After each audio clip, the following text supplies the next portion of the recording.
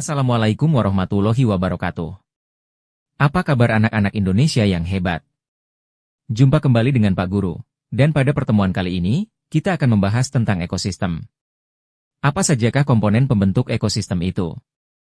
Dan hubungan atau interaksi seperti apa yang bisa terjadi dalam sebuah ekosistem? Nah, untuk lebih jelasnya, ayo simak video ini sampai selesai.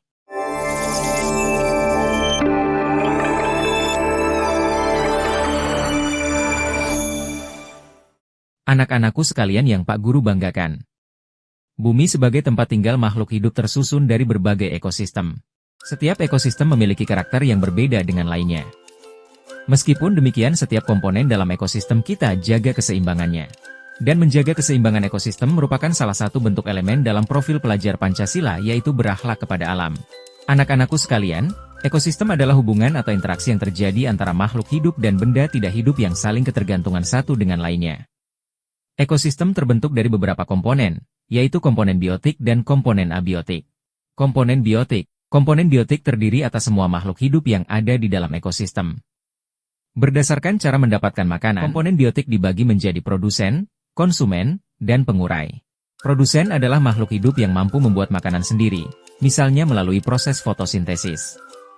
Contoh produsen adalah tumbuhan.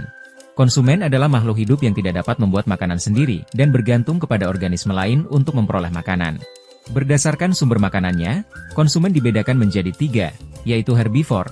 Herbivor adalah pemakan tumbuhan, misalnya kambing dan kuda. Yang kedua adalah golongan karnivor, yaitu kelompok pemakan hewan lain, misalnya harimau dan buaya, serta yang ketiga adalah golongan omnivor atau kelompok pemakan tumbuhan dan hewan, misalnya ayam, tikus, dan lain-lain. Adapun pengurai adalah makhluk hidup yang menguraikan semua organisme yang mati, dan kembali menjadi unsur-unsur tanah. Contoh pengurai adalah bakteri, jamur, dan cacing tanah. Komponen pembentuk ekosistem selanjutnya adalah abiotik atau benda tidak hidup. Komponen abiotik adalah komponen tidak hidup yang mendukung dan menjaga keseimbangan suatu ekosistem. Contoh komponen abiotik adalah udara, air, cahaya matahari, kelembapan, keasaman tanah, jenis tanah, dan iklim. Selanjutnya adalah interaksi apa saja yang terjadi dalam suatu ekosistem. Interaksi antar makhluk hidup dalam suatu ekosistem dibedakan menjadi 5, yaitu netral, predasi, simbiosis, antibiosis, dan kompetisi. 1. Netral. Netral adalah interaksi makhluk hidup yang tidak mengganggu satu sama lain. Contohnya interaksi antara ayam dan kucing. 2. Predasi. Predasi adalah interaksi antara mangsa dan pemangsa dalam suatu ekosistem. Contoh predasi adalah hubungan antara harimau dan kijang. Dalam hal ini, harimau berperan sebagai pemangsa dan kijang sebagai mangsa. 3. Simbiosis. Simbiosis adalah hubungan khas antara dua makhluk hidup yang berbeda. Ada 3 macam simbiosis, yaitu simbiosis mutualisme, simbiosis komensalisme, dan simbiosis parasitisme.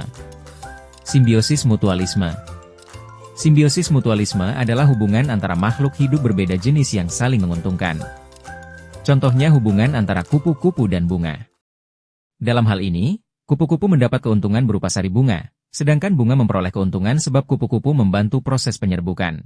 Simbiosis komensalisme.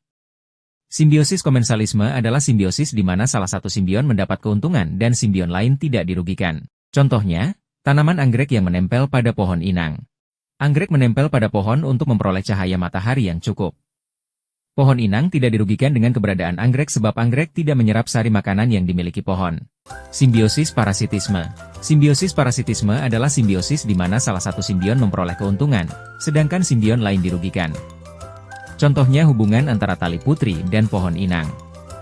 Tali putri mengisap zat makanan dari pohon inang. 4. Antibiosis. Antibiosis adalah interaksi antar makhluk hidup di mana salah satu simbion menghambat pertumbuhan hidup simbion lain. Contohnya jamur penisilin yang menghambat pertumbuhan beberapa jenis bakteri. 5. Kompetisi. Kompetisi adalah hubungan dua jenis makhluk hidup yang bersaing untuk mendapatkan hal yang sama. Contohnya sapi dan kambing berkompetisi untuk memperoleh rumput dalam lingkungan yang sama. Singa-singa jantan memperebutkan singa betina, serta kawanan gajah berebut untuk menandai daerah kekuasaannya. Demikianlah anak-anak pembahasan kita kali ini. Semoga dapat menambah pengetahuan dan wawasan kalian, serta dapat meningkatkan pemahaman kalian terhadap berbagai ilmu pengetahuan untuk meningkatkan prestasi belajar kalian semua. Jangan lupa untuk menyimak video-video lainnya dari Bang Nurdin di channel ini. Terima kasih. Wassalamualaikum warahmatullahi wabarakatuh.